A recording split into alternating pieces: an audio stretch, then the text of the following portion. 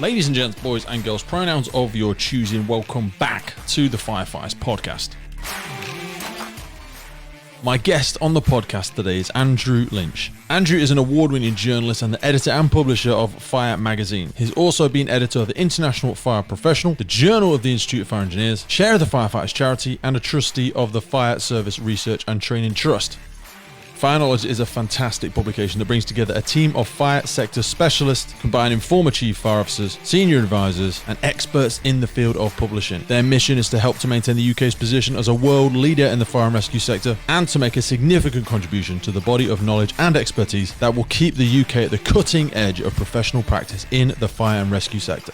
But before we get into it, once again, let's hear from our amazing podcast family. Now, firstly, it's a really important shout out to our partner, William Wood Watches. Johnny's support, Johnny's informal coaching, sharing the wins, sharing his own journey, sharing the journey of his grandfather, and the journey of the brand, William Wood Watches. Now, coming on board with the Firefighters podcast is not something they had to do. William Wood Watches is featured in GQ magazine, The Times, Esquire, Forbes, and now they've made it to the dizzying heights of the Firefighters podcast. Let's get some realism. The reason it's so important to me, and I know it's so important to the brand, that they are aligned with the podcast, is because it's about authenticity. So look, I would suggest go over to their Instagram, go over to their website for your own benefit. But if not for that, do it as a favor to me, do it as a favor to the podcast. We wouldn't be gaining the momentum that we are without the commitment and support of this incredible brand. I was already an admirer and a fan of William Wood Watches long before the existence of the podcast. The company was founded in 2016 with the vision to create beautifully crafted British luxury watches from upcycled firefighting equipment. And they've got so many incredible designs, from the Valiant collection to the Bronze Sapphire to the Triumph to the Chivalrous. The upcycled materials used to make these are even sourced from the UK.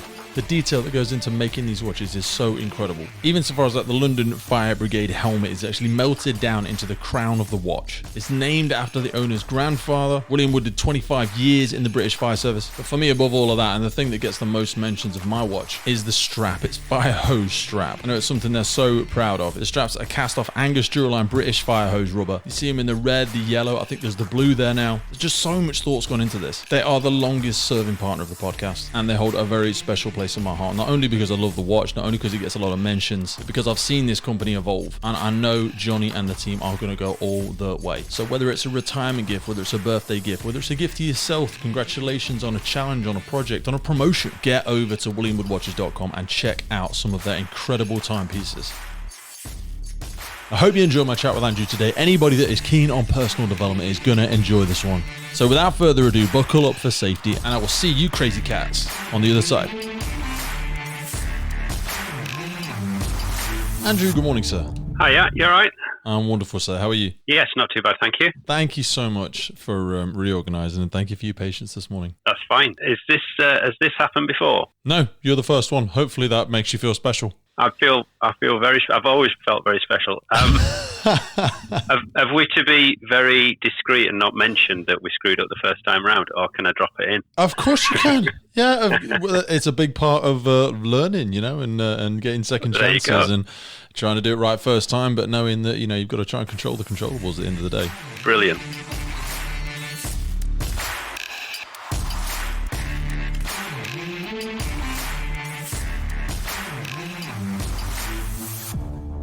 Go for it. Andrew Lynch, welcome to the podcast. How you doing, boss? I'm not too bad, thank you. How are you? I'm really good, my man. Thank you for coming on for the second time. I'm going to get that in there straight away. We had some time together recently, and through the wizardry of technology, there was, and I take full ownership of that. We had a hiccup, but we've managed to overcome it.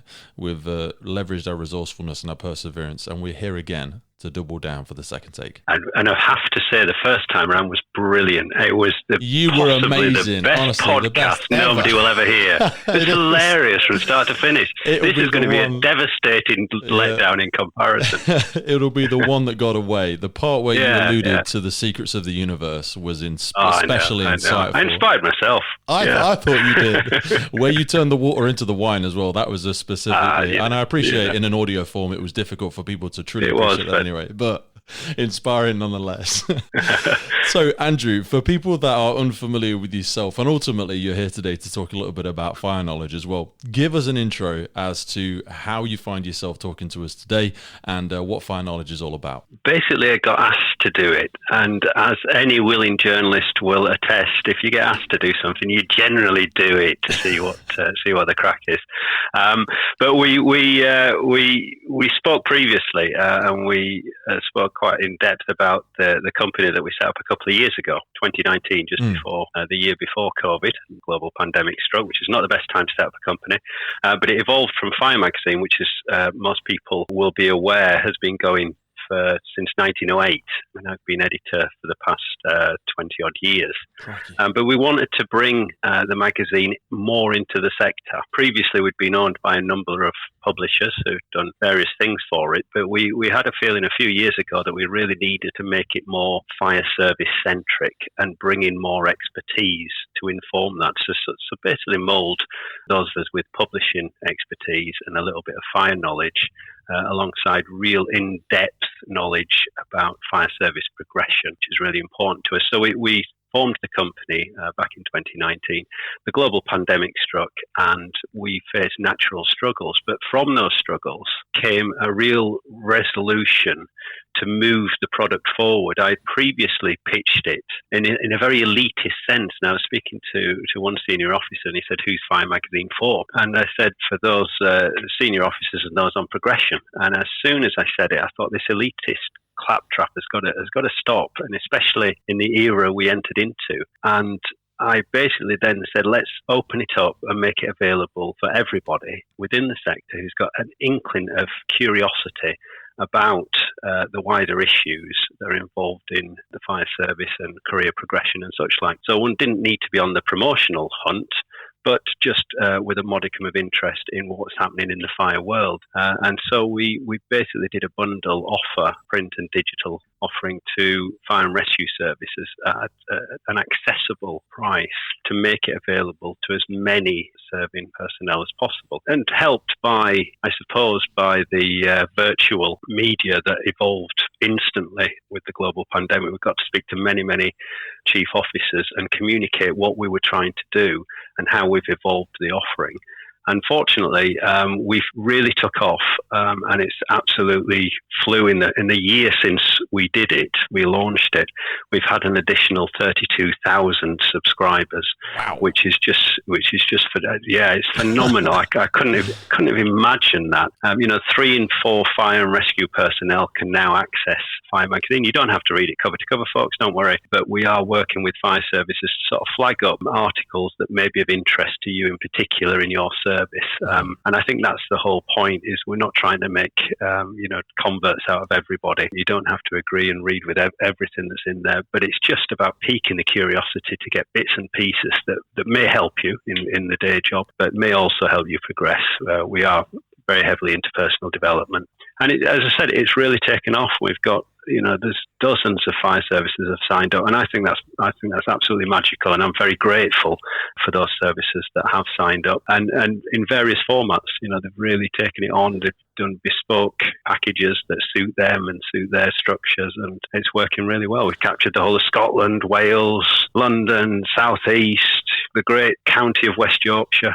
That's massive. And various others with sound reputations as well. I wanted to double click on that because I love where you referenced this elitist mindset, because there's definitely a deeper thing going on there. When we speak about that aspect of development, it really does. If we played word association game, people say personal development and others hear promotion. Others hear progression. Now, progression and development, as we've said before, is as much of a lateral thing as it is a vertical thing. People think of this hierarchical structure of a ladder that you must surely only want to develop yourself through a sense of promotion. But I love what you said about now being able to offer, those small nuggets and knowledge bombs to people at different levels of their career. Even if, somebody has an aspiration to be a fantastic firefighter, and perhaps from a organizational structure structure, that is the limits of their aspirations. There's still so many ways for them to develop and progress. And I love that you've now had that realization. But how many people do you think still have that indoctrinated idea that progress and personal development can only serve you in a promotional perspective? Do you think we've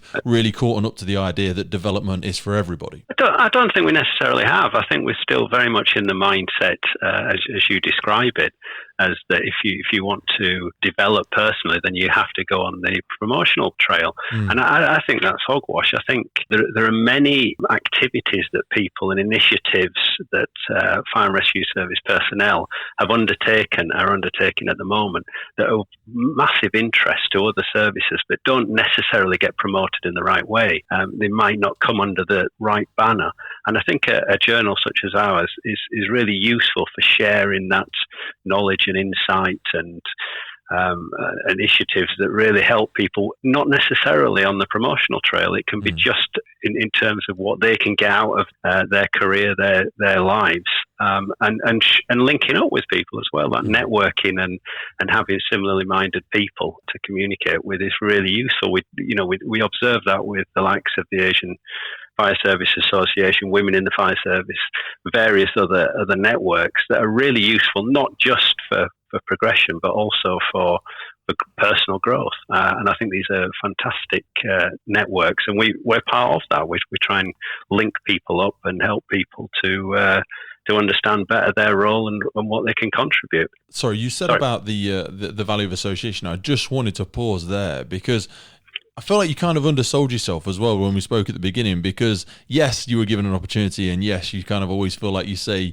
yes to those opportunities. But you yourself, as a journalist, you were editor and publisher of the Fire magazine, and then you took up, like you say, the role of the editor here. But you've been in that sort of sphere for quite some time. You know, a journal, writing journalism for the Institute of Fire Engineers, chair of Firefighters Charity.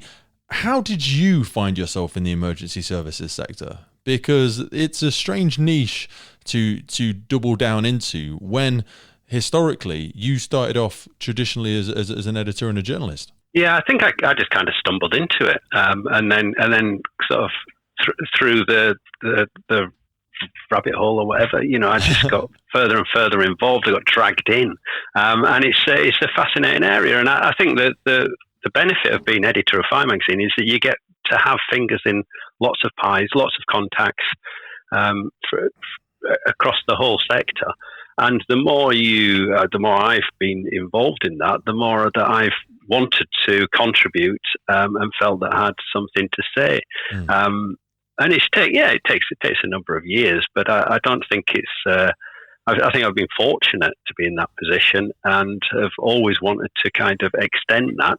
We're now in a slightly different, you mentioned the chair in the Firefighters Charity. My term's now come to an end last November. Yeah. And the next step is to look at how this company of ours, this is a relatively new company, can evolve our contribution when we're talking about things like personal development. We're looking at executive recruitment to help bring in a diverse people into the service, but also help those wanting to progress in the service through the Practice to Progress initiative that we're developing.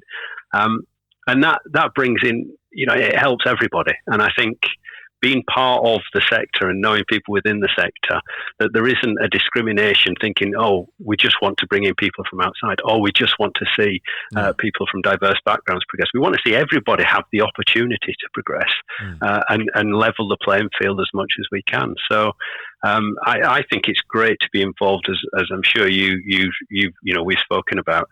You do the same. It's great to be involved, and the more that you get drawn into it, the more you want to, especially on things like charity, when you think, this is good stuff. It helps the health and well-being of the whole service and the sector, and they're giving something back, I suppose, isn't it? I'll say that quietly. As a communicator, how do you see your role in relation to, you spoke about these chief fire officers and being able to be around these individuals and help them articulate and draw out the knowledge that they've accumulated over all of these years. And similarly, with people working in the sector, from people designing and producing equipment to people sort of upgrading and innovating with procedures and policies and stuff like that. How much is that art of communication being able to be sustained? Because I feel like we've gotten worse at communication, in all honesty. I feel like as a society, we're not as articulate as we used to be. The art of communication we're losing it a little bit as we perhaps become slightly more introvert, and technology consumes so much of our life these days. How much do you think the written word, and also I suppose the spoken word, when some of the stuff that you produce and the people that you interview, how important is it to try and sustain that? Because if you can't communicate it, if you can't articulate it, this knowledge is going to get lost. Yeah, I think within the sector. I mean, I'm blinkered because I'm living within this sector, and I'm not. I know journalists from outside, but they're like different species because the challenges are so different. I think people within the sector almost uniformly are very benevolent people. Okay. They're very altruistic.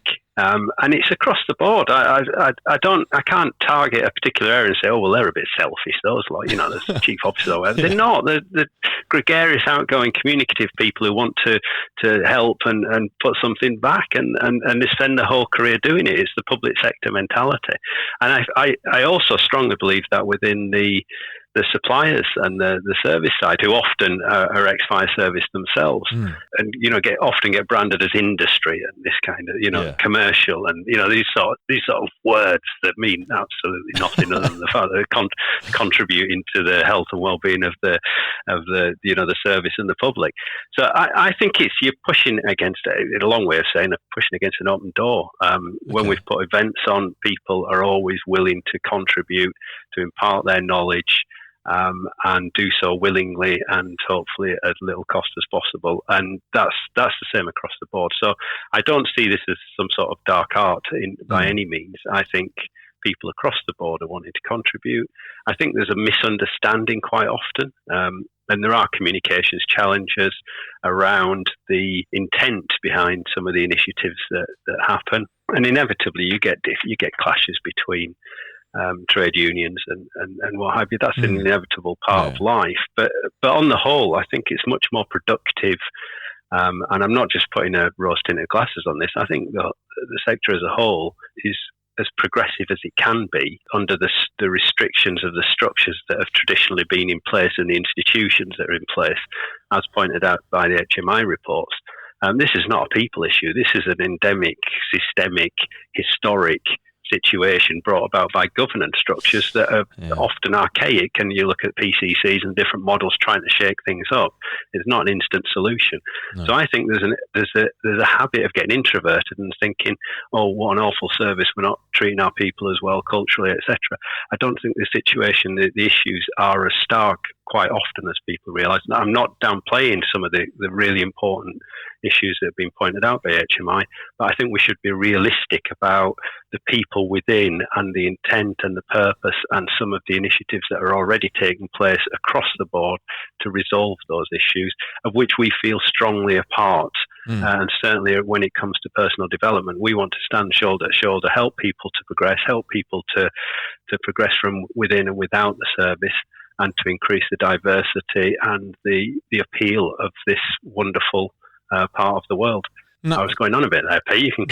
You can butt in. Stop me ranting. Honestly, I'm listening and looking with enchantment as you so effectively articulate that. But I wanted to ask about how difficult or easy is it to find these chief fire officers? These people, and it's not necessarily just chief fire officers, but a big part of fire knowledge is also some of the courses and stuff that you've put on. I mean, I've seen some of the work like Dr. Dave Sloggett's done and stuff like that. Some of those aspects of the training, they're really powerful as well, but you've got to be able to find, because you say, the people in this sector can be quite humble, can be quite benevolent. Is it easy to find people that feel confident enough to communicate this? Because part of that personal development is having effective teachers, and people like Dave, if you could expand around some of the courses that you've ran in the past and some of the feedback you've had on it. Yeah, I mean, I think so that we find each other, I think is an easy way of putting it. I think people that are great communicators, are very knowledgeable in what they do and how they communicate that, become very well known. And Dr. Dave and I go back years and years. We've put on various events that have had absolutely phenomenal feedback from senior officers, fresh out of major terrorist incidents and sort of saying, look, these scenarios that he's putting on are absolutely brilliant. And the work that he did sort of inspired me to or us between us to come up with the Charter for Resilience, which is looking at developing the best possible response across the board. How do we ingrain that response? How does the fire service play its part in the broader response and resilience offering? And this was not just in the wake of COVID, it was at the outset of COVID that we set this out. Well, there was a number of incidents as well prior to COVID, wasn't there? Some large national incidents where really tested our resilience, but also our joint working with a few other services and how, as you say there, how do we play our role and bring the best aspects of the fire service to the floor in the way that we can support the other emergency services as well, because there's a lot of things that we do well that can benefit a lot of other services. Yeah, I mean, it wasn't long after I became editor that 9/11 happened and New Dimensions, and we did the first International Joint Operations Command Conference over in Belfast when that was fairly, the Good Friday Agreement wasn't long dusted down, and that must have been an incredible event. That must have been great. Yeah. Well, speaking to anybody from Northern Ireland that have been through that, and there's less operational people now. It's phenomenal, and that sort of and those sort of conversations are absolutely fascinating because they help inform what needs to be done next. And it's such a shame that many of these learnings and the exercises that happen continue to happen. They continue to happen in silo, and the lessons are not learned. And it's just about trying to ingrain a much more informed and progressive and an absolute response to things, rather than it become talking shops and reports get put on the shelf and they're dusted down but rarely read. And I think being part of that response from the off and trying to keep banging the drum and keep trying to get these messages across that it's far too important to be put on a shelf. And we need to, and it's I suppose it's the campaigning journalist side, which is to keep prodding government in a responsible and hopefully progressive way, to keep reminding people that this is we needn't go through these things, whether it be Grenfell on the fire safety side, whether it be the terrorist incidents and responses to global pandemic. I was going to say, I mean, there's the pandemic, but even referencing some of the things you've gone through there, going right back to 9/11, even some of the things that still go on and have gone on in Ireland, from the Manchester bombings and the attacks in London and some of the terrors. Some of these things are so. We've never experienced them before. Certainly when you look at the pandemic, certainly when you look at some of the big terrorist incidents that we've had to go through, they've been so traumatic, both for emergency services and the public sector, and even the government. While some people don't like to sympathise, they are also going through this, and they have the added responsibility, and people such as yourselves, to not just withstand and be resilient in the face of these incredibly traumatic events, but then, like you've just said there, we can't just recover from it and go back to the norm and say, oh, at least we came through it. It's very difficult to now realise that these are things we've never faced before on a very large scale, and we can't just keep doing more of the old. We really have to innovate, and that's when you see a lot of the JESIP work come out and a lot of interagency work in about fire service going into some of these hostile environments, how we train for and develop ourselves for incidents like that is very scary for people, because change has never been such a rapid and successive process as it is now. I keep saying to people, the only constant moving forward is change, because you used to see change as a more slow and progressive thing with the odd blip on the radar, whereas now there's a blip every day. It's an erratic and constant reiteration and change of process and policy. And how do you navigate through that fog, and how do you try and keep people on board being part of these processes, because there's so many factors? Yeah, I think it's really important to recognise, because I'm a I like change. I love it. It's what drives. It's a comms thing. It gives me a buzz, etc. But not everybody's like that, and not everybody within organisations are like that. So it's really trying to understand how people operate and giving them the security, helping them with resilient mindsets, which is something that we were very much in favour of with the Firefighters Charity. And it was interesting because as you were speaking there, when I joined the Firefighters Charity, charity, and particularly as chair, I wanted to a couple of things. I wanted the charity to be much more responsive and fleet of foot in responding to major issues. So trying to change, to turn that big tanker around so it didn't just float along as big institutions tend to do. Doing this of a thing, though, isn't it? It is doing the same old thing. And the other aspect was to be more public facing, so that the public would help raise funds alongside fire and rescue personnel. We were very inward facing when it came to fundraising, and those things. And then something like Grenfell happened. And of course, the response from the charity was to be really proactive, to go out to support frontline personnel that responded to Grenfell, to support the control operators, to support everybody within that organisation as much as we could. And I was really pleased and proud of that response, because it just sort of spoke volumes for the people that were within and able to do that. Nothing within the Constitution, the institution itself, said that we should do any of that. No. But as chair, I was very insistent on being as responsive and proactive as possible. So change mindset is often just allowing people just to get on with it. I don't bring any expertise to that situation other than facilitating and allow people to give the best response they could at that time. And that kind of thing then goes, well, let's utilize that so that media begins to pick up on this great organisation and charity that's helping people who are helping others, and we used that. So those sort of two issues were really readily addressed, but only because we were willing and able to do that. And of course, the trustee board supported me as a semi-outsider in coming in and having that sort of mindset. But sometimes that's nothing against the chain of senior officers that have previously chaired the charity.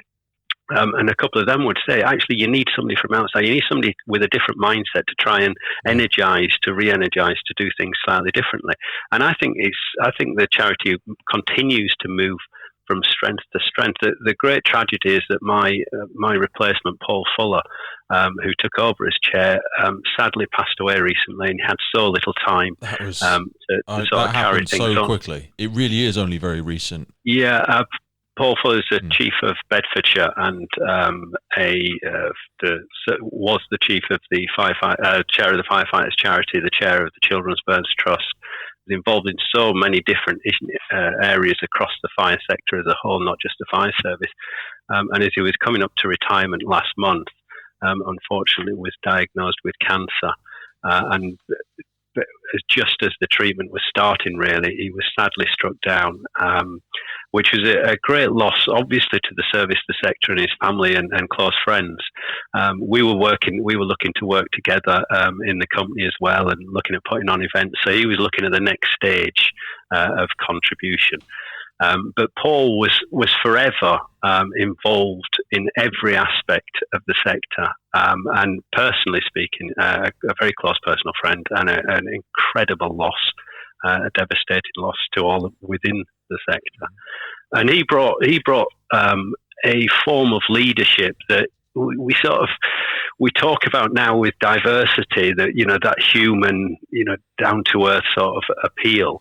Well, Paul had that in spades from the get go.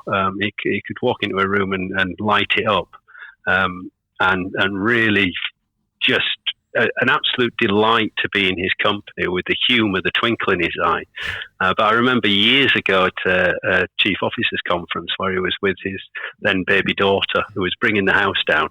Wow. And I thought, nobody's ever done this before. Nobody's brought their toddler or baby into an event like that.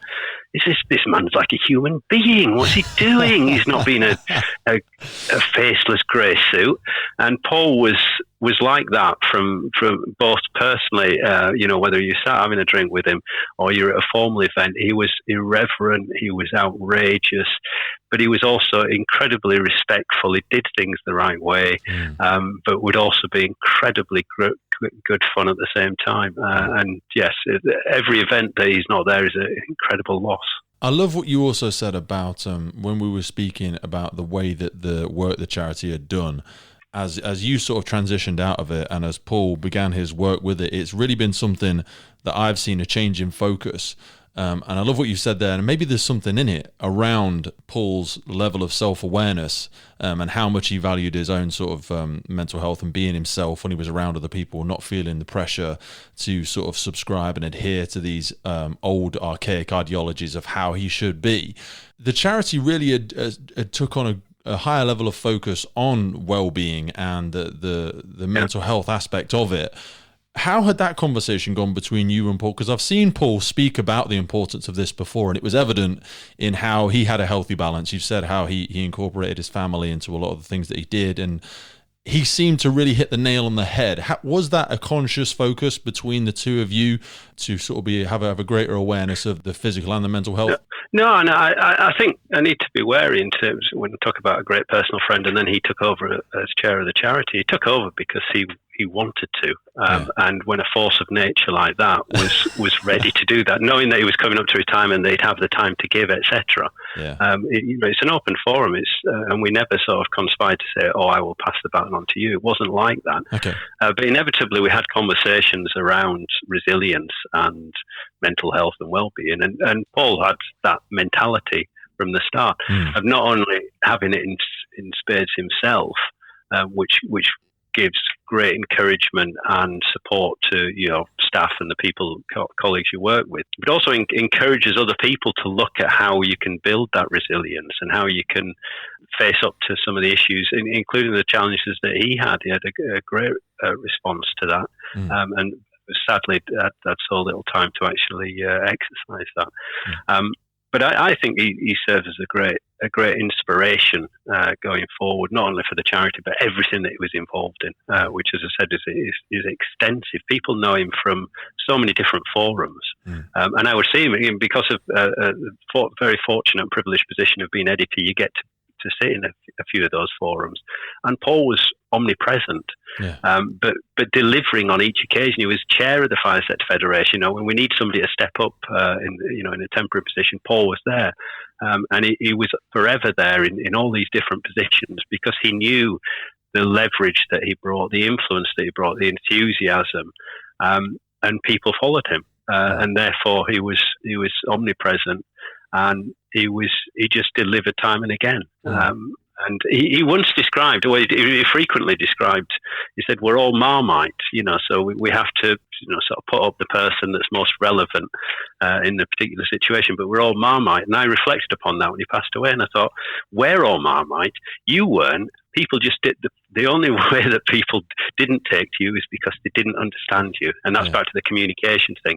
You look like you're of an older generation. You look like you've been a chief for many years, which you had.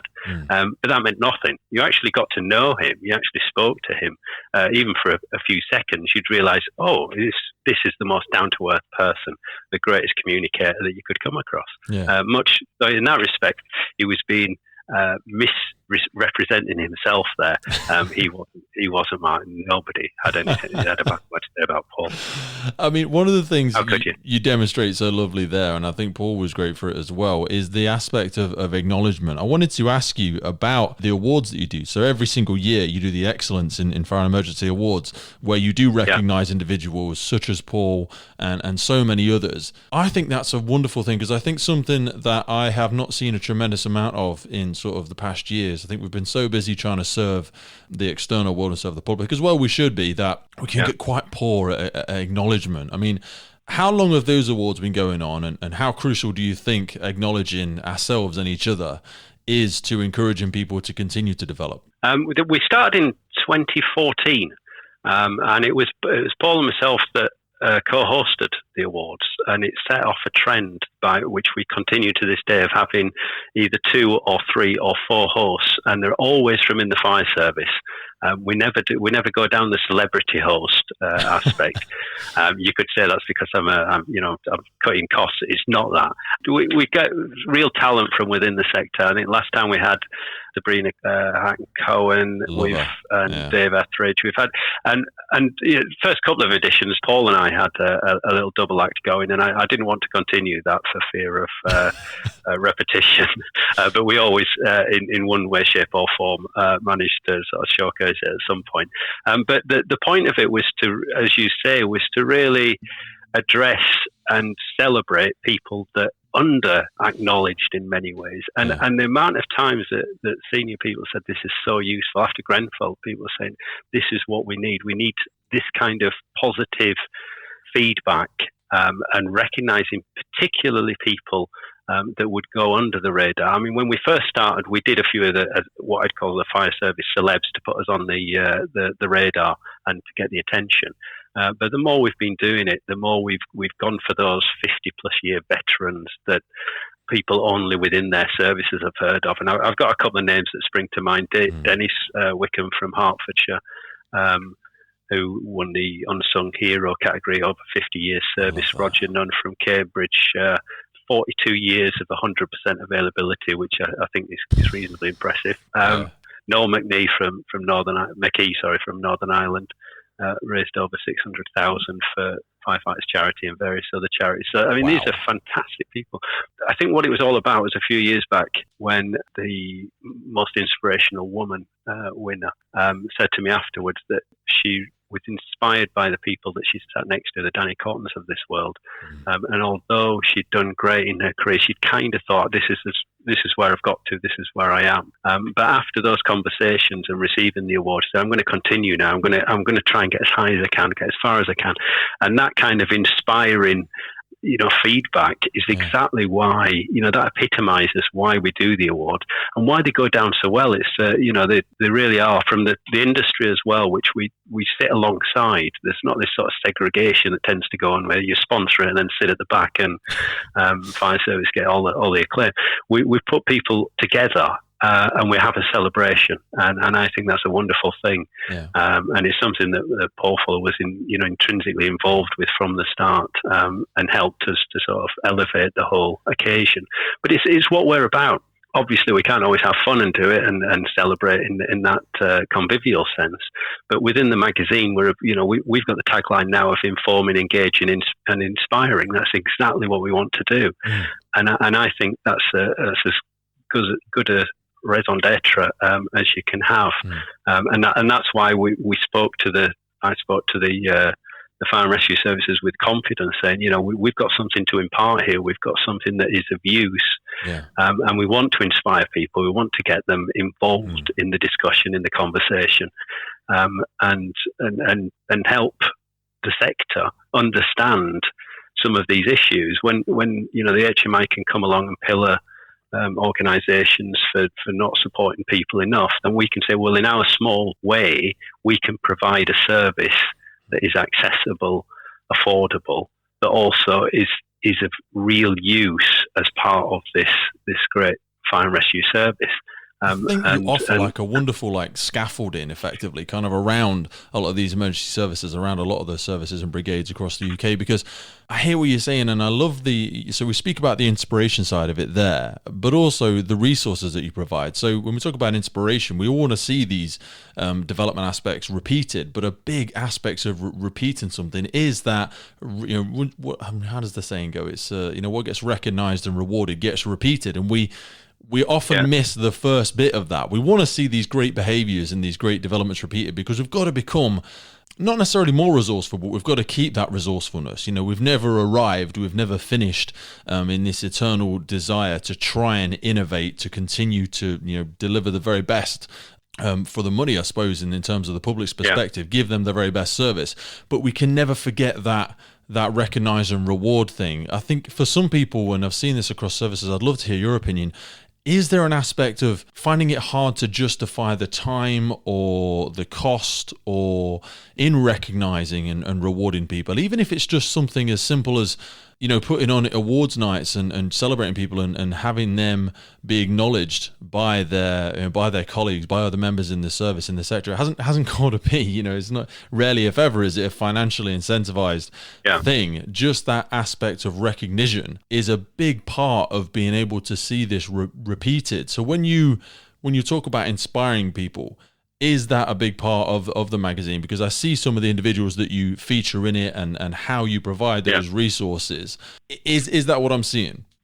I certainly hope so. And I think that's something that I always do in conversation, I always endeavour to do, is inspire people, whether that's sat on the board of the Fire Sector Federation or the Firefighters Charity or the fire service research. I'm just reeling off a lot of names now, but you know what I mean? It's actually, I'm involved there because I want to inspire research. I want to inspire people to move on.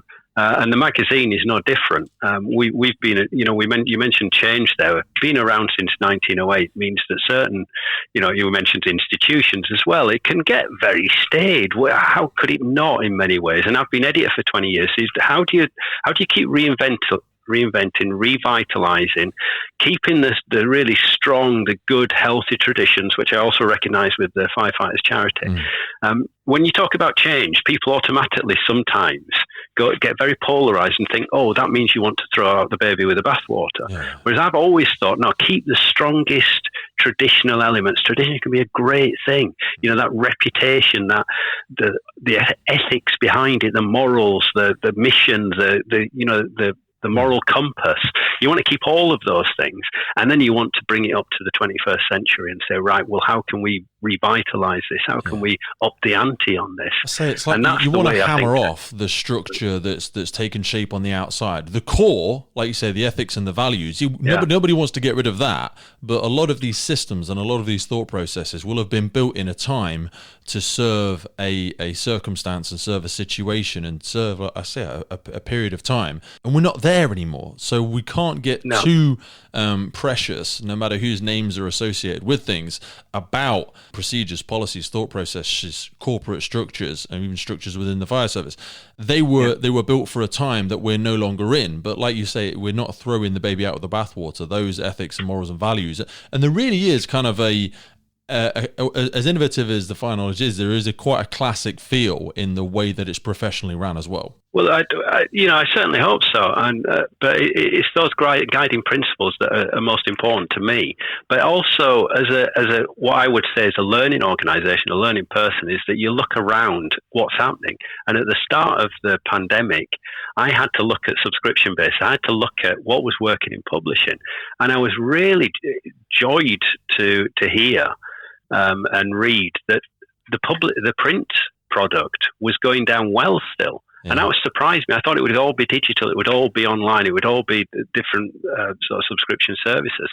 But actually, it was quite often a bundle approach, as I mentioned earlier, having a combination of both, that people could go to what they want. I'm an old guy. Not like you, Pete. I'm a proper old guy. So I go print. You're not really that, but I hear what you're saying, yeah. I can do Twitter on the phone, but that's about it. But I was speaking to people that are actually even older than me about this, and they said, I can't see my people reading print, the print product cover to cover. I said, of course they're not going to do that. They're probably going to read it on the phone. Yeah. People do that. They read an article on the phone. Imagine that. And they kind of go, yeah, I see what you mean. And so that's the whole point, is that you're flexible enough to give an offering in various different formats, not necessarily a format that you would ingest, but a format that other people would. But at the core of it is to say, there's a resource there, there's a depth of resource that you can delve into. And if you want access to all of your personnel, then I would suggest that you flag up certain articles, that certain issues as they come up. But to try and instill people to read cover to cover, that's a difficult ask. But certain people do, and good luck to them, because I think it's useful. And if you want to know about what's happening with PFCCs, and there's one coming up in your organisation, then a couple of issues ago we did an in-depth survey, as we tend to do. We think, what are people going to be interested in? The governance structure, how is it going to affect them? Now, a lot of people go, oh, good grief, I don't want to read about that. But there's enough people within organisations who are going to go, oh, definitely. When we're looking to do that, what's that going to mean? How did other services get on? Are they okay with that? Is this just a trend, or is it going to, blow over? Is it? I love that you do that as well. Everything? I love that you don't just get drawn in to the sexy stuff, if you will, the sexy stuff that might entertain the masses, because often the things that truly keep a lot of these services going and are the subtle, smaller changes that happen within the service, and they will be policy driven, and they will come from government and things like that, and they might not seem sexy, but the effect, the impact that they have on all personnel within that service and across the entire UK from an emergency service perspective is massive, and you've got to have the self-awareness to know what is the important things that to focus on, and not just the new sexy equipment and then the latest incident all the time. Yeah, I think we do that. And what I like about the magazine, and I'm not saying this from an egotistical point of view, what I do is employ people who are a lot better than I am to go out and do the work. So we've got some great contributors, and that's what I'm proudest of. It's not my knowledge, it's the other people that I sort of bring on board. And what they've done is that's a wonderful aspect of leadership, though. So I just want to double click on that, because that is, you hit the nail on the head. And I speak to people about this all the time, when they feel like being a great leader is they have to have all the answers. And you really, that was just the perfect soundbite when you say it's not about having the answers, it's about knowing and having the belief in your team that they've got the knowledge. You'll take responsibility and you'll make the decision if it all goes wrong, but acknowledging, again, you're just demonstrating it as we speak now, and I just wanted to capture that. I've virtually none of the answers, so there you go. But what we did is what we tend to do more and more is, what is the fire service experience? You've got what government says, we've got what the national media says, we've got what certain aspects say, and they allege this and they allege that. So I said, go out and speak to people. What is the experience of women in the fire service? What is the glass ceiling? Speak to people who've butted their heads against it, who have crashed through it, what is the experience across the board? And we've done that with diversity, we've done that with next up is disability issues, neurodiversity. Is go out and speak to people. Big into neurodiversity. I'm really looking forward to when you guys expand on that, because I think we are leaving so much on the table in terms of the people within our organizations because of our lack of awareness of neurodiversity. I'm so excited to see the outcomes of how your research, how the questions, how the people in the field report back their interpretation, and also perhaps the limitations they've experienced. We talk about that glass ceiling. There's a real glass ceiling for people that exist with the different neurodiversity perhaps. Yeah, and I think I mentioned research earlier, is that it's by and large an under-researched sector. There's so much more to be done with contaminants, with everything across the board. And when we get hold of a bit of research, I like to shake it apart, see what's beneath the surface, but then go out and speak to people. That's the biggest thing, is survey the people. It's not a cheap and easy thing to do, which is why it cost me a fortune to get all these contributors together. Which is why I need your subscription so we can keep up in the ante. Absolutely. At the end of the day, you're right, though. I think it's really important. I do think it's important that we've got a part to play, and I sort of had this conversation, is that just because you've been around forever doesn't mean to say you should be around forever. No. What it does mean from my perspective is that if we're contributing something, if we're really playing a part in this sector, in this service, then we want to continue doing that. Then I've got to up the ante, and I can't just write it myself because I've got virtually no knowledge, as we just described. You've got I've got to find people who know what they're talking about. And you've got the drive and the desire for it. Well, yeah, thank you. And I think that's where we are, and so inspiring is an absolutely essential part of that. And I think there's so much crossover in the aspects that I said with the charity. If you're going to get involved in the charity, you're going to get involved in a board, you're going to take on leadership roles. It's about inspiring. It's why Paul Fuller could just step in there and inspire a whole group of people from whatever background and do that. And why I was so pleased that he did take over. But we there are other people out there, and there are other inspiring leaders within the service, and I don't just mean sort of chief officer level, I mean throughout. People like yourself that take on different areas.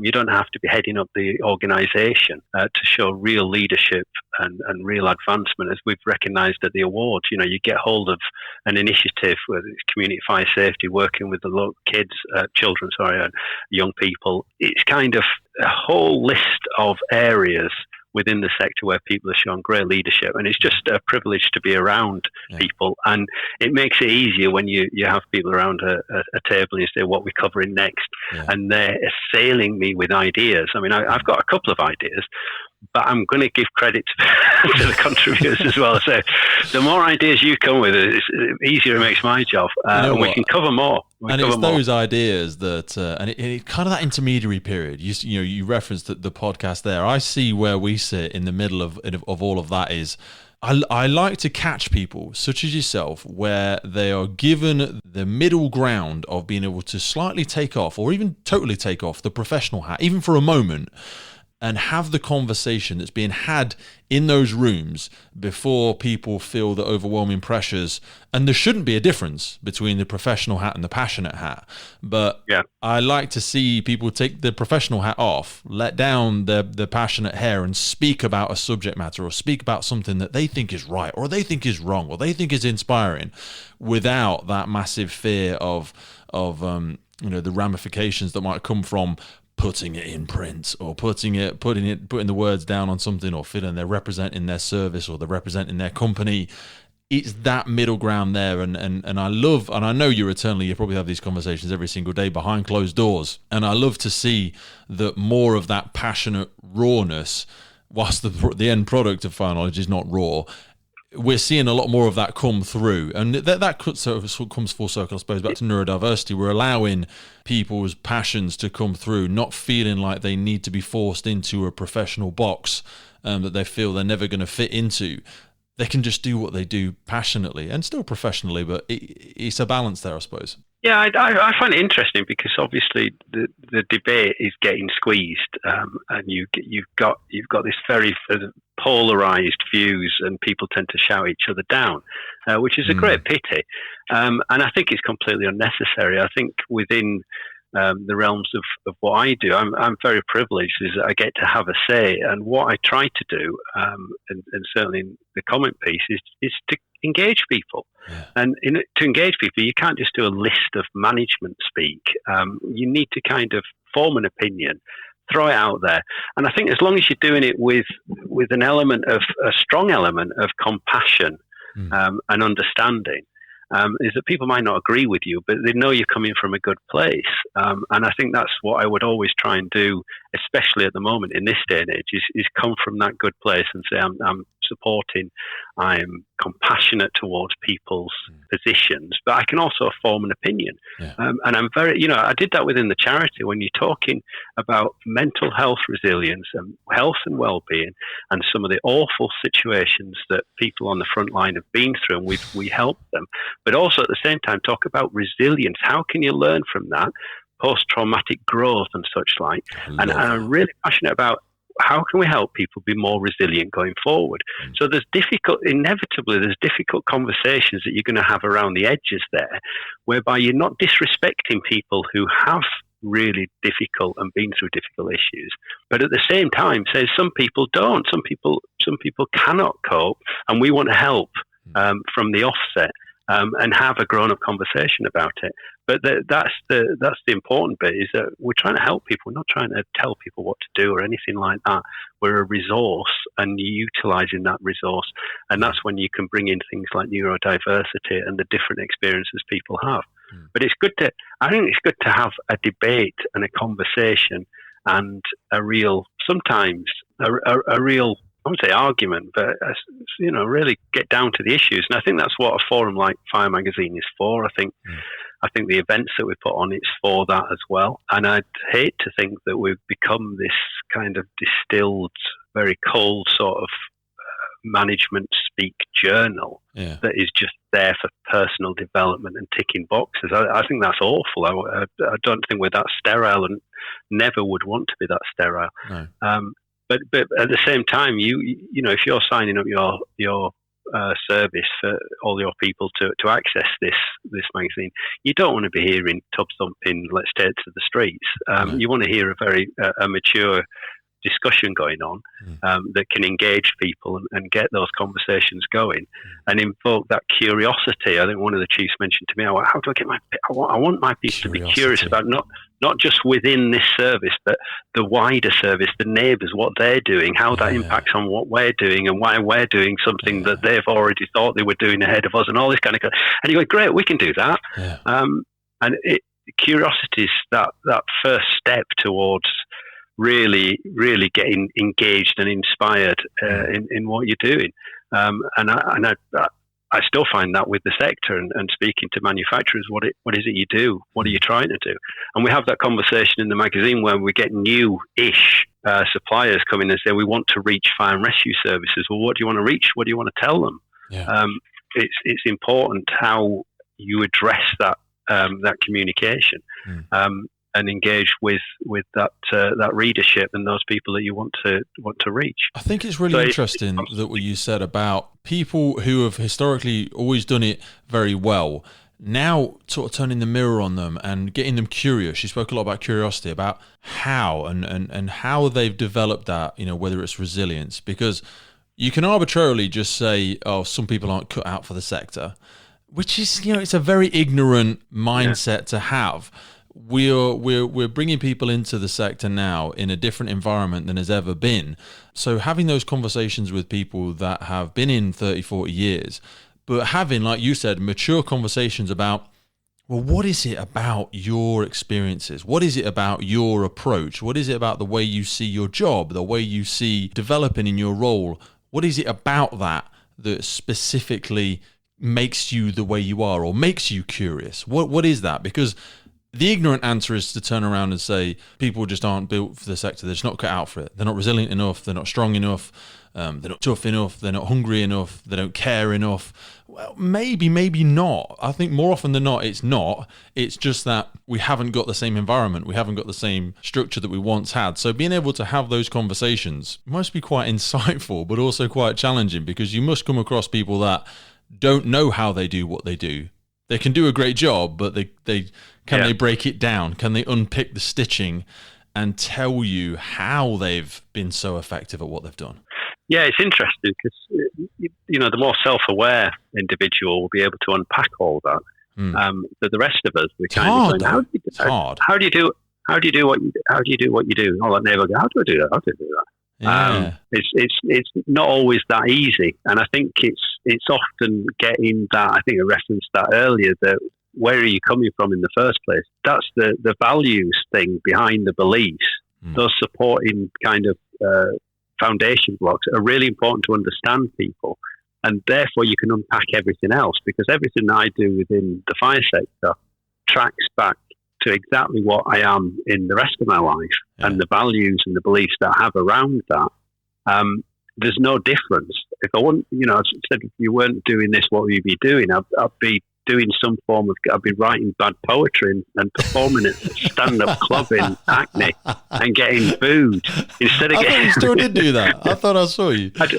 Only on the odd Saturday. The one-man show. I thought I saw that. Yeah. Yeah. You know what, though? It's just hit me though.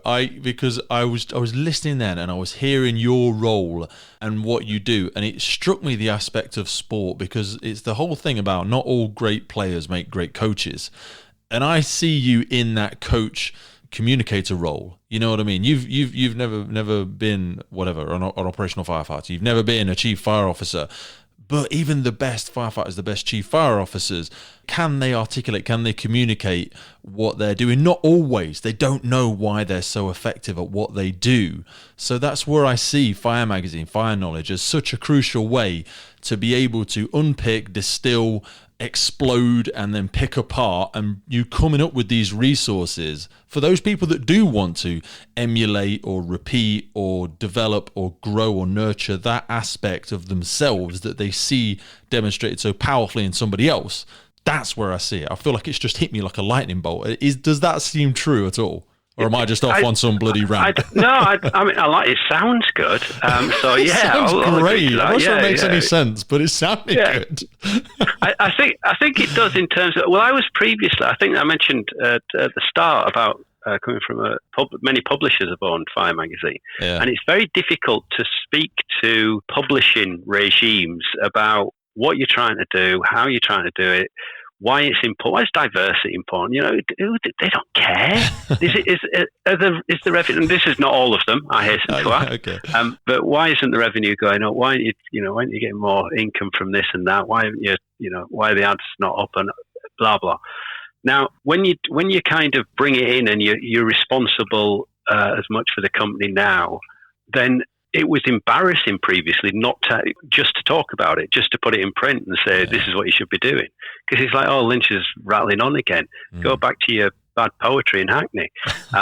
Who cares about it? But to have something where we're delivering it, we're actually practicing what we're preaching, as it were. I think that's really important. I think it's making an active contribution that doesn't necessarily light up the coffers, as it were, but it does contribute to the sector. And in the grander scheme of things, that's much more important. It's being consistent. It's been around. That's what my directors talk about.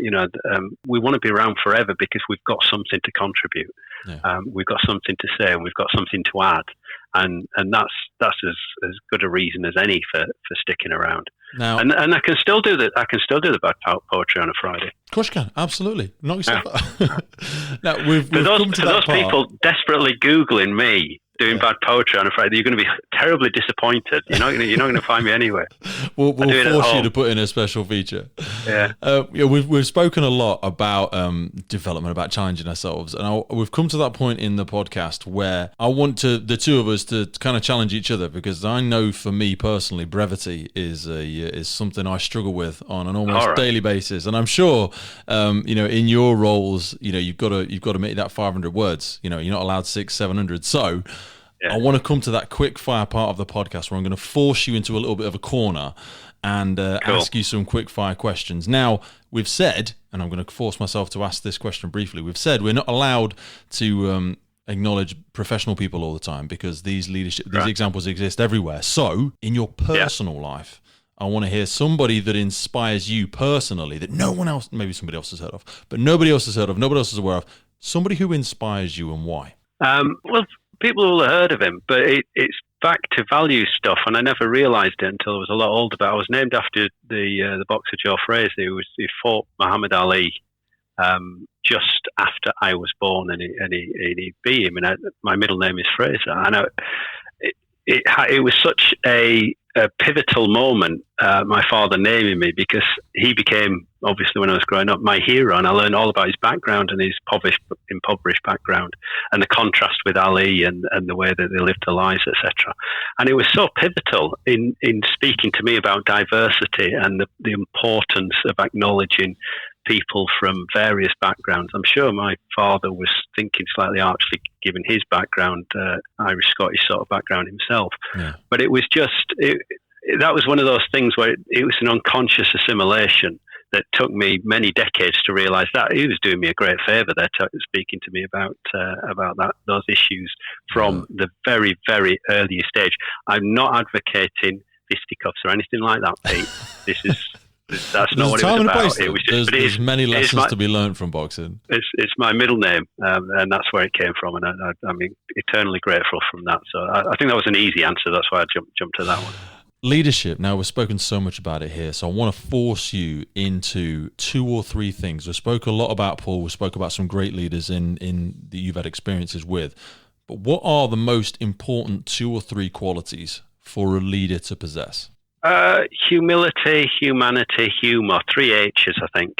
Nice. And I did just make that up, by the way. That wasn't pre. Bit of alliteration as well. So let's hear them again and a small expansion on each. We've got humility. I can't remember what humility. I can't remember what I said. I remember what I said. It was 3 H's. Humility, humour, and humanity. It might not be in that order. You can put it in whichever order you want. I think humour is incredibly important. Humour's massive. Don't take yourself too seriously. It is because and it helps grease the wheels, and in a very important way as well. I think humanity in everything we do should be. It does seem to be something we're hemorrhaging at the minute if we don't get a little bit better at it. Yeah, I truly believe that. Another word for that was compassion. I mentioned earlier. I think it's just I keep having to do that myself because I can start ranting and raving and be very sort of navel-gazing Yorkshire tyrant at times, as my grandchildren will accuse me of being. You know what? You do put some action behind your words though as well. So there is that caveat. Yes. Genteel action. None of that fisticuff stuff. No fisticuffs. No tyrant in that aspect. Do you want me to explain humility? Hit me with it. That might be more difficult. Apparently, that's a real virtue to have. And if I can fake that one, as the saying goes, then I can get away with anything. I do think just having a little bit, and I did that at the charity, when you just look at the people around you and think, they're so good at what they do, and there's so much expertise, is instead of trying to egotistically compete with that, and that's what the habit people fall into unconsciously is, well, I could do that, or I could do that better. I want to actually just let it go, and you'll find that the things you're good at are really, really important, because they're the more important things. They're the more useful things.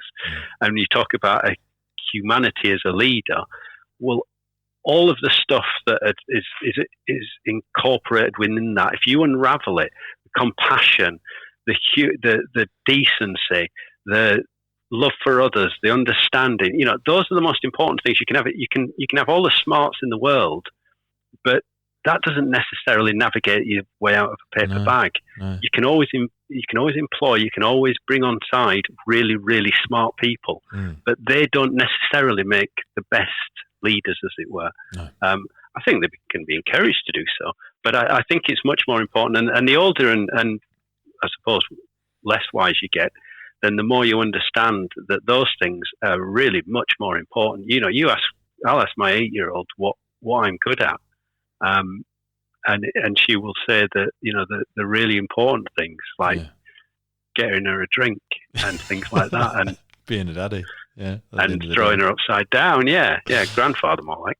That's what I'm good at. You've given me a lovely segue there, both into the next question, but kind of as another lens for development. But you haven't answered yet. You're coming back on you. Whoa! Come on, I'm interviewing it. What do I think the most important aspects of leadership are? Yeah, give us 3. Alliteration. Oh, I'm going to do alliteration as well. I give you my most 3 importance. I think empathy. Empathy for me is massive. Seeking to understand rather than just being heard. And I've been terrible at that in the past. Very, very, very, very poor. And I still do it on the podcast at times. I'm so excited to share an insight that I have just had from something insightful you've said, that I miss the next thing that the person is saying because of not being present. We're all guilty of talking it over each other, as I'm just proving. Go on. I know. And I need to get better. No, because, we've said about it so much here, and I'm elaborating too much. I said it was going to be brief. The art of communication. Do you know what I mean? The art of bloody listening, Pete. That's one. You know what I mean? Because that is something. We're giving it. We're going to display the disaster of communication, the car crash of communication. Maybe. I think we're guilty. We justify it with excitement and passion. That can be a convenient excuse, certainly for me, and I think for a lot of people. We're having far too much fun doing Far too much fun. Let's get serious. Yeah. So those 2, and I wouldn't know how to articulate it, but I'm going to say getting shit done, practicing what you preach. Do you know what I mean? Not just doing the nasal gaving, not just being willing to get into the trenches, never being too good to roll up the hose. I think that is an important, and I know it's not just about fire service, but that for me, practice what you preach. Never ask somebody to do something you're not willing to do yourself. You don't have to have done it in the past, but demonstrate that you're willing to do it. And I think that feeds into empathy as well, in that it gives you an appreciation for what you're asking of somebody, and is it realistic? Yeah. They'd be the big ones. Yeah, that's good. That's good. I'm impressed. Thank you. You caught me totally off guard. Where was I going with the first bit? The lens that you gave me, strengths and weaknesses. You said really beautifully about we spoke about acknowledging and people who are wonderful at what they do. But a big thing about development is we constantly focus on trying to improve your weaknesses. Shouldn't have any weaknesses, can't have any weaknesses, get better at your weaknesses. But I love what you said there, if I was hearing you correctly, about sometimes just strengthening your strengths and appreciating those people around you who can do the things that you are not an expert at, and not trying to copy them. So my question to you is it more important, or would you think it's a better focus of your time to focus on making your strengths really strong, or focusing on the areas that you are weaker in? Where do you think people, and in turn acknowledging the people that can do what you can't do, where do you think is the healthy balance? Because we should have the awareness to work on things we're not great at, but not to the extent where we're all 80% at everything, and then, what have we achieved? We're all robots. It's an interesting one. I think Daley Thompson, the decathlete, once said he didn't bother with his weaknesses. He just did all his focus more on his strengths, and he did all right. I cringe thinking about my weaknesses, because if you made me do a list, IT, just goes on and on and on. That word that you mean, what's it? Empathy. What's that? Yeah, I don't know. It's a difficult one, isn't it? I think one try. There's nothing wrong with trying to improve areas that you perceive as being a weakness, but I also kind of like that. If you've got an area that you're flourishing in, and the older you get, and generally, I think, I've noticed this with friends and colleagues, is that you get to explore a certain area. I wouldn't say expertise, but your thing, and you become known for that, and people recognise you for that. You know about procurement, or we'll go and speak to Bob about procurement. You're then at a great risk of people saying you are you're wonderful, that kind of thing. And I think it's a great leveler, back to that humility, is when you can then remind them that you can barely cross the road without guidance. Yes. On other issues. I can barely do that.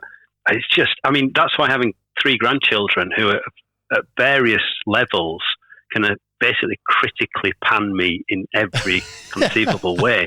But you need that after walking off, you grounded. Yeah, after doing the awards, and you 10 foot high, and you sort of walk through the door and you go, oh man, people laughed at me, and they're going, they what are you? You think you're funny? Yeah. What? Were they drunk? Yeah. Were they desperate? People listen to you. Yeah, were they drunk? Did they pay? They said I look great. Were they blind? Were they? Yeah. Would they have a dog and a white stick? And that's the benefit of coming from Yorkshire. I just visited recently, and I was reminded by the crushing criticism that I got from my sister, because she said, he's still running. I like the old exercise like you, Pete. You're not the only one. And I said, you still run? I said, yeah, I still run, and I still do weights. Yeah. And she said, you do what? And she waited until the whole family was there, and then said, guess what Andrew does now? Do you think he does 1, darts, 2, I think it was something, a snooker, or 3, weights? He's a weightlifter now. Look at him. And I thought that was so cruel. Yeah. There is a muscle in there somewhere, and I just thought, I think this comes from getting in there before my malicious sister does so, who gets away with it because she works for the NHS, so she gets the clap. She's a hero, yeah.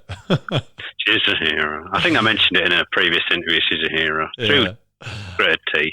I totally agree. It is humbling when people say that. Like when some people say to me sometimes, and they go, "Oh, you still training then?" And I think, why don't I look like I am? I thought I was doing all right. Whoops.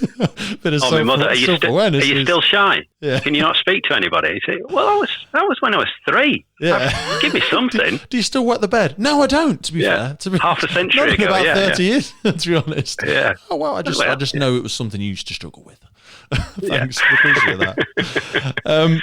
Proudest moment in the job. Brevity. Come on. Proudest moment in the job. Let's get on task. I've got to split it between chairing the charity and editing Fire. Is that because you're still romantic and nostalgic about the wonderful time that you spent at the charity? And you did contribute some great stuff. No, I think it would be remiss not to put charity at the head, but also Fire has enabled me to do that kind of thing. So I see that as intrinsically linked. And yeah, good. I'm grateful for both.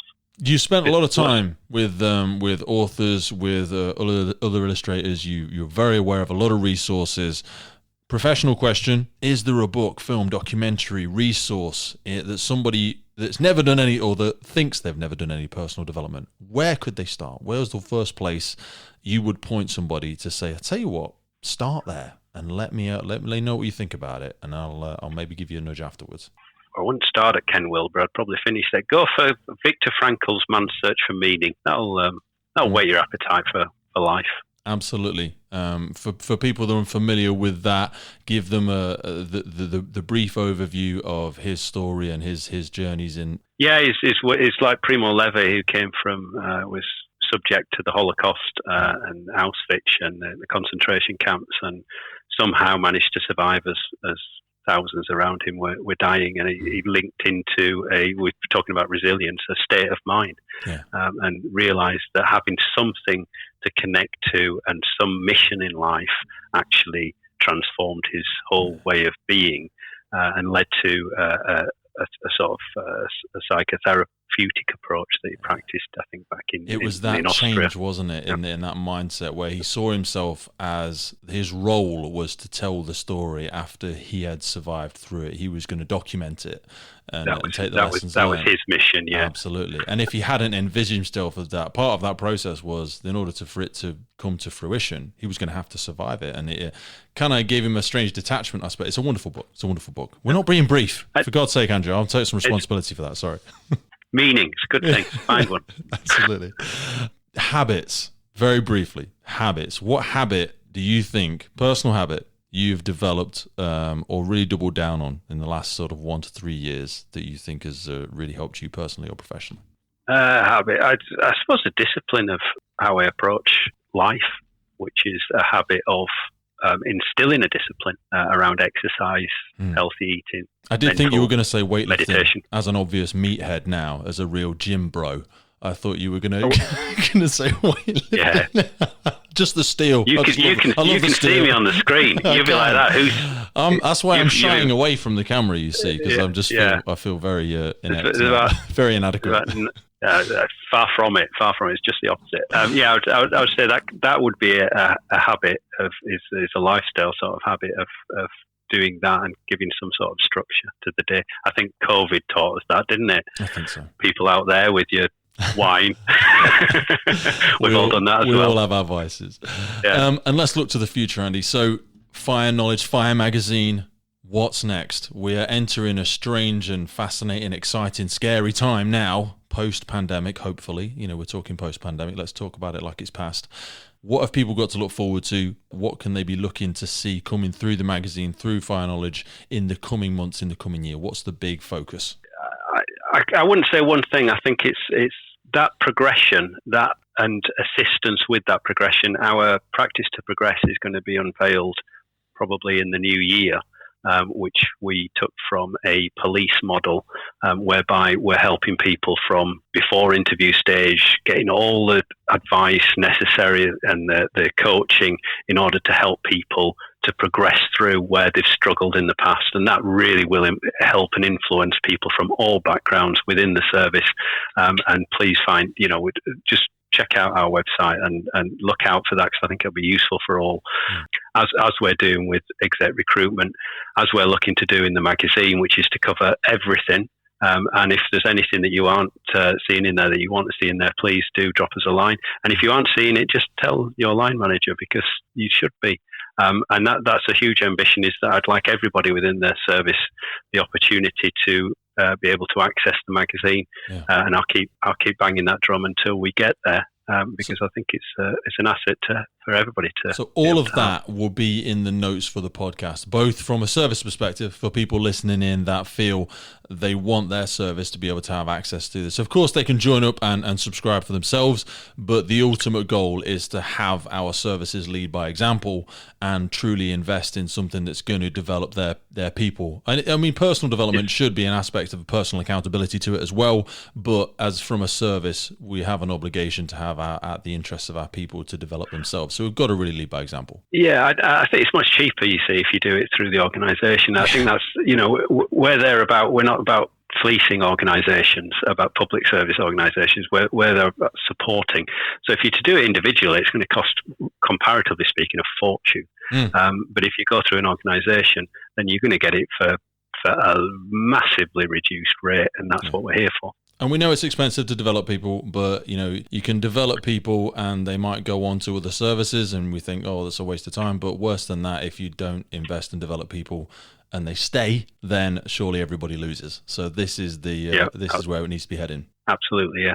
Andrew, thank you so much for taking time out of your busy day. Round 2 was better than round 1, I think. You didn't... Do you think? I think it was. I think it was. I don't know. I know you didn't turn water into wine, and I know you didn't unveil the secrets of the universe, but you shared the home workout, so I look forward to the home workout videos coming out and your new passion with the steel. I'm checking. I didn't wax lyrical about the plant-based diet, so you'd be grateful, people at home, for that. But if you are interested, Dr. Michael Greger's book, How Not to Die. How Not to Die. Great. That's a really good. It's some of it's got some controversial reading in it, but I found it insightful. There's definitely some nuggets to take away from it.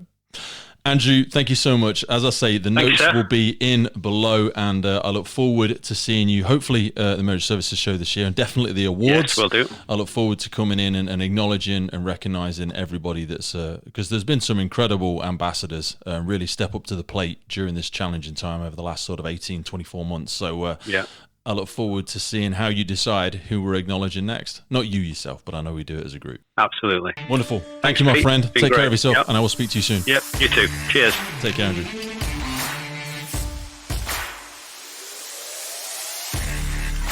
There we go, folks. That was my chat with Andrew Lynch. A big delve down the rabbit hole of personal development in every aspect of the fire and rescue sector. If you want to hear more from Andrew and the team, jump onto the links in the notes. That will take you straight over. We can find out more about Fire Knowledge, about Fire Magazine, about the Firefighters charity, and so many more. Don't forget to head over to our Instagram, Facebook, and YouTube channels. We have sound bites from every single episode. Your favorite little nugget captured in a soundbite from one of our guests, giving us some great little takeaways from each episode. So head on over there, like and share the page. It would really help us out. If you've taken some value from today's episode, it would be a massive favor to us. Don't be selfish. Give this gift to somebody else by sharing it with them and spreading the word of the voice of the emergency services. Don't forget as well, our partner Hikes is giving away another fantastic piece of footwear this month. Could be fire boots, could be hiking boots, could be military boots, special forces, could be trainers. But as is always the case, you've got to be in it to win it. So head over and find that post, the Hikes partnership post on the platforms. Tag it, like it, stick somebody else in there, share it on yours, and you will be in for a chance to win. So all that's left to say is thank you. Really loving the guests we've got at the minute. Seem to be on a really good hot streak. Some fantastic guests. As we swim deeper in this ocean of frontline workers, seem to be finding some absolutely incredible people.